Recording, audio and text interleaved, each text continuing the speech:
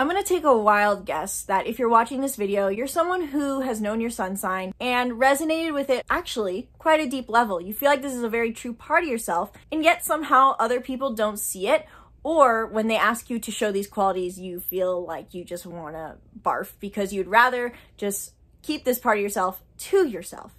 If that resonates for you, that's because you have a 12th house sun, and maybe you're watching this for someone else who has a 12th house sun who you're going, really? That's their sun sign? I wouldn't have guessed, because they seem to not have that part of themselves. And that's because having a 12th house sun is so huge. It's extremely impactful, especially because the sun is normally vitality, and the 12th house is the house of solitude, seclusion, and the unconscious mind. So in this video, I want to break down what it means to have your sun in the 12th house and why this is so important to know.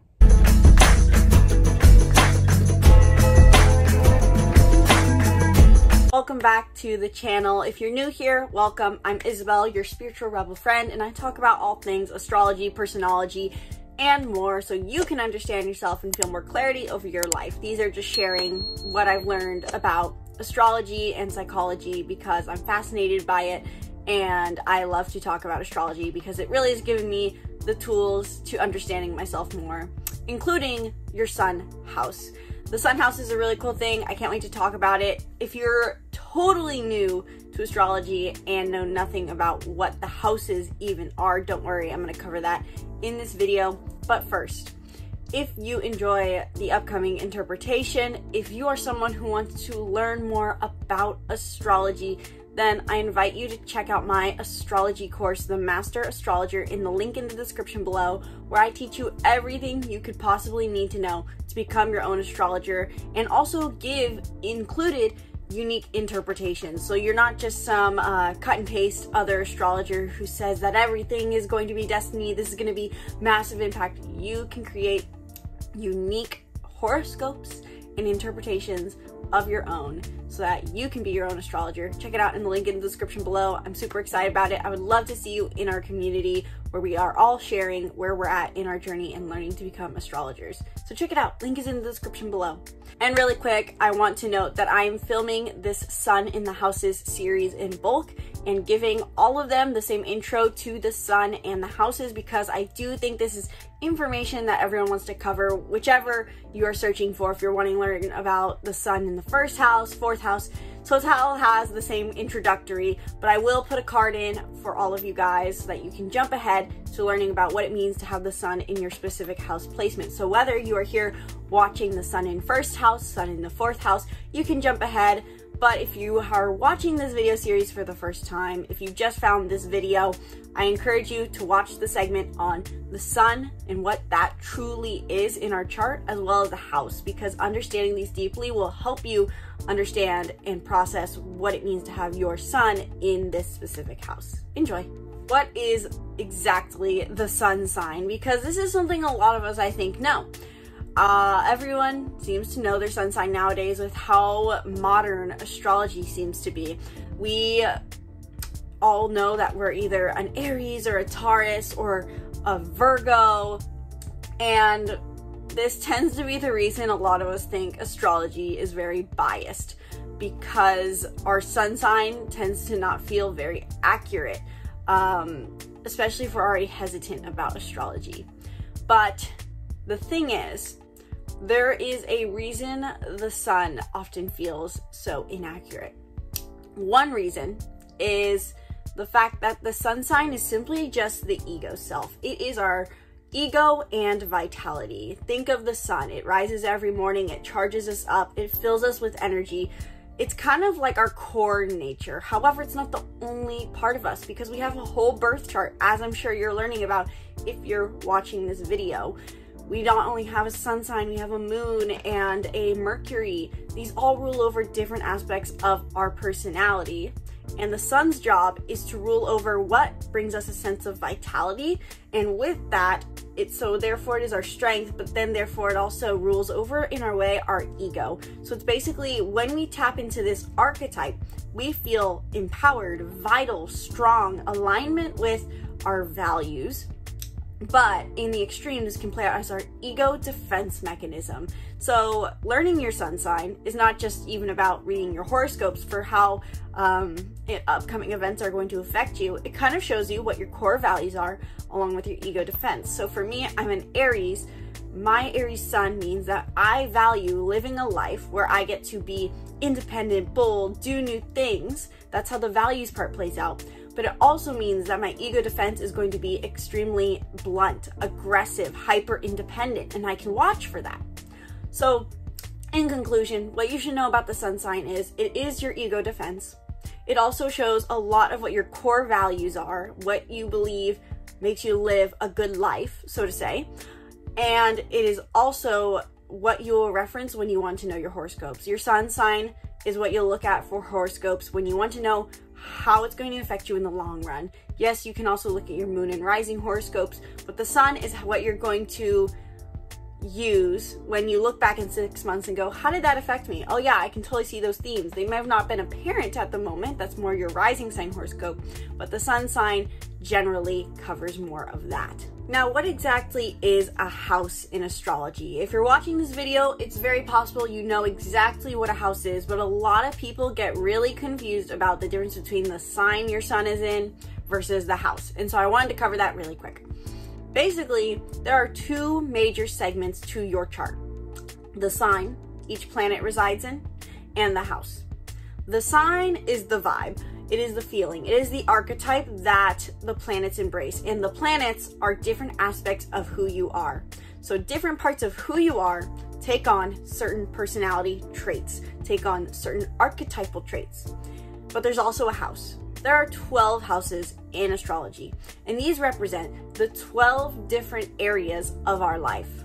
So while the sign gives it the vibe, the energy, the personality, where it shows up in your life is dependent on your house it's in. So for example, just think about your life. You are probably someone a bit different in your one-on-one relationships versus who you are with your boss. Or you're someone different when you're standing on a stage versus when you feel comfortable around your mom. This is the difference of the houses. And each house reflects a different zodiac sign. It's almost as if each different zodiac sign built their own house, so to say. Aries is the first house, Taurus is the second house, Gemini is the third. And so whatever house your sun is in is going to show you where you can find this strength and vitality, and where this part of your personality, which is your sun sign, is going to show up the most. This is why for some people who hear, if you ask, oh, what's your sun sign? What's your sign? And you say, I'm a Virgo or I'm a Leo. They go, really? That doesn't seem right. Are you sure? Because they might not be seeing that part of your personality. You may feel more comfortable being a Libra or a Virgo or whatever it is with your career life, or maybe with your family life, not so much with your friend group or with your neighbor. So this really does, I feel, change the game when it comes to understanding astrology and seeing how it can truly be accurate and beneficial, because not everyone sees every part of our personality all at once. There is a bit of segregation, so to say. It's all connected, but it shows us that this is the reason oftentimes we feel biased against astrology, because different areas of our life enable us to embrace different parts of our personality. Wow, guys, let me tell you, I don't think it's ever taken me longer to finish a video series. And part of that is just because I have a busy life, and part of it is because things have been going really well. I've had a lot of massive changes in my life, probably due to eclipse season, and so I haven't had much time to finish this series for you guys. I'm sorry, but I'm here now to talk about the 12th house sun. What does it mean to have your sun specifically in the 12th house in your birth chart? The sun, like we talked about, is the ego, it's the identity, it's the vitality, but the 12th house is very anti the natural sun's energy. If we think about the sun and Leo being associated with the 5th house, this is all very external energy, very playful, very out there. The 12th house is the house of the unconscious mind, the subconscious beliefs, the subconscious fears, the house, simply put, of solitude. I often like to think of the 12th house as the hermit card in the tarot deck, It's just a natural association that comes to mind. And if you know tarot, maybe that'll help you understand the 12th house and what it means to have the sun here.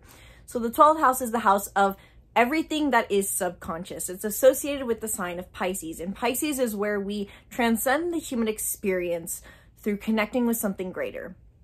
And that's a very complex concept. And so when Pisces, so to say, had to build a material house, the simplest way to put it was the house of the unconscious, spirituality, dreams, and fears.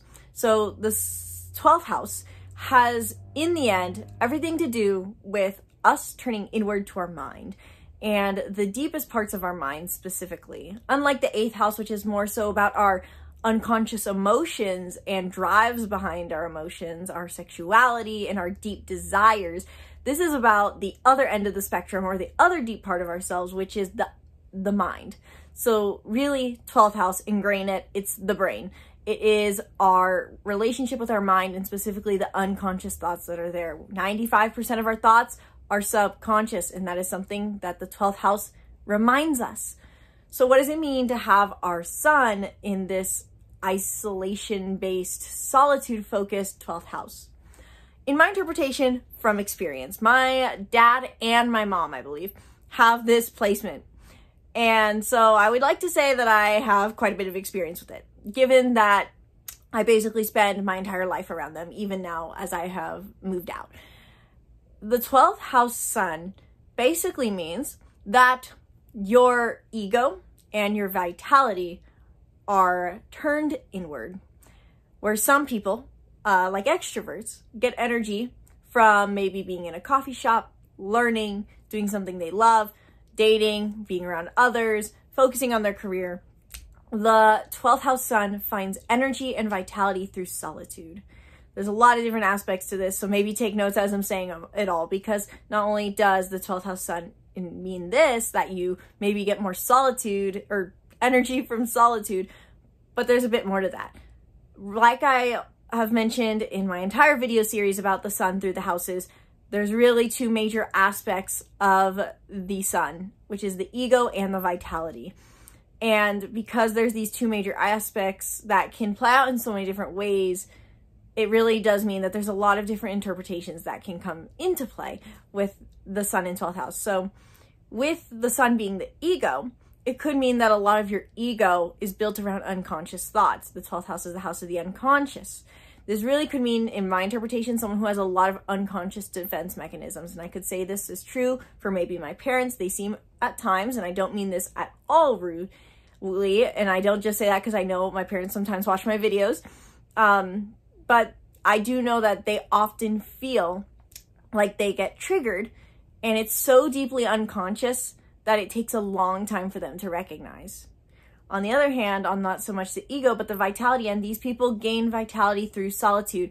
I truly believe from experience and from observation and from what I've heard from other people who I've worked with and who have commented on this channel, thank you very much for commenting, that the 12th house sun is truly people who need more solitude in their life. As much as my parents, for example, have a huge family, they raised 5 kids, they do need a lot of solitude. And it really is that with the 12th house sun, while they may be able to run on empty, they find their vitality through contemplation. The 12th house in the end is about the unconscious. It's about spending time with the unconscious, exploring the mind. It's really about contemplation in the end. And so people with a 12th house sun need more time for contemplation, or else this turns into the ego defense, and a lot of unconscious thoughts can become dominating over their lives, from what I've noticed. Knowing the sign that your 12th house sun is also really valuable for understanding what your unconscious beliefs or limitations may be. Anyone who has any 12th house placement really needs to probably work through even more their beliefs about who they have to be in a certain situation. When this is the sun, this tends to be more of our ego defense. So it's like the identity of who we think we have to be. And so if you have a 12th house sun, it's very important to look into the sign that your 12th house sun is in. I wouldn't, unfortunately, in this video, I will not be going through every single sign because that would take forever. But as a general, if you have a 12th house sun in a water sign, you definitely probably feel that you have some beliefs around what kind of person you have to be emotionally, whether that's how you have to show up emotionally for other people or how you need to regulate your own emotions. For example, my mom has a 12th house sun in Cancer, and for her, she definitely has a lot of beliefs about what it means to be nurturing and how she's allowed to express her emotions and what feelings are valid and what feelings are not, and how her feelings will be treated. If you have maybe, though, a 12th house sun in an earth sign, you may have more unconscious beliefs around the financial security you deserve. Your ego will try to defend more on an unconscious level what you're financially worthy of, or what kind of material structures you're worthy of, whether that's a car or a stable relationship. If you're a 12th house sun in an air sign, you probably have a lot of unconscious beliefs that control your ego and your sense of identity about how knowledgeable you are, about how you need to be towards other people, the social persona you need to hold. And finally, if you have a 12th house sun in a fire sign, you probably have beliefs around how fun you have to be, or what kind of light you're allowed to step into, spotlight, so to say, how intense you're allowed to be, how challenge driven you may, on one end of the spectrum, feel like you're not supposed to embrace challenge at all. On the other hand, you could be someone who really is in challenge driven. One last note with the 12th house sun that just occurred to me that I have not mentioned yet is that because the 12th house is the house of the unconscious mind, this is a behavior most people don't see, or at the very least, maybe not one you want to share with other people. Any 12th house placement really does mean you keep it to yourself. If your moon's in 12th house, you keep your emotions to yourself. If your Mercury's in 12th house, you keep your learning and your communication to yourself. If your Venus is in your 12th house, you keep your love to yourself. So the 12th house sun is someone who wants to keep this core part of them to themselves. So whatever sign your sun is in is going to kind of tell you what you may value, what you feel it means to live your best life. And that might be something you want to keep to yourself more. If it's in Cancer, you may want to nurture yourself on your own. If it's in Leo, you might want to have fun on your own. The sun, while it's our vitality and our ego, often said to be our appearance, when applied to the 12th house, really just becomes a core part of ourselves that does not necessarily need the spotlight, even though the sun is usually what is so seen. So let me know in the comments below, did this resonate? Did the last thing I say just now resonate? Do you feel like this is a part of you want to keep to yourself? Did my element interpretations resonate for you? What else did I miss? Let me know your thoughts about having a 12th house sun in the comments below. It helps me understand these placements better. It helps other people understand themselves better who go through the comments, and it just helps me grow this channel. It's greatly appreciated, and I love to hear your thoughts. So let me know in the comments below, what is it like to have a 12th house sun? What did I miss? What was accurate? And be sure to subscribe to the YouTube channel and stay tuned for more videos. I'm super excited to be wrapping up this video on the 12th house sun, because that means I get to move on to another series, which leads me to my next question. I know I'm asking you to comment a lot, but trust me, as much as I don't necessarily respond to every comment because I don't have the time, I do have the chance to skim them, and I would love to hear what videos you guys want to see next. What birth chart placement have I not covered, whether that's a specific sign and house placement or a conjunction or an aspect between planets? What have I not covered about birth charts or even transits that you want to hear about next? I know I will hopefully be putting up a video for the full moon in Aries very, very soon, because I think this is going to be a very pivotal and important contemplation to take with having eclipse season in the sign of Libra, its opposite sign. So I'll be doing that first, but let me know what you guys want to learn about next after I get that all up. What are your questions about birth charts?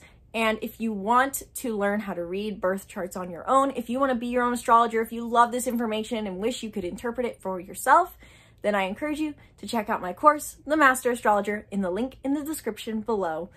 If you want to get 50% off, not 15, 50% off, comment the words in all caps, Master Astrologer, in the comments below, and I'll let you know how you can get 50% off the course. You can learn more about the course in the link in the description below. It has so many modules. I go through everything I've learned about astrology in a just simple, cohesive form. We go through the zodiac signs, then the houses, then the planets, etc. And by doing so, you build a solid foundation of your understanding of astrology, and then you learn how to interpret it in your own unique way, whether that's transits, birth charts, reading the birth chart wheel, all of it. Check it out in the link in the description below. Would love to see you in there. Would love for you to join the community. Thank you guys so much for watching this video. I sincerely hope you enjoyed. Once again, my name's Isabelle, and from my heart to yours, namaste.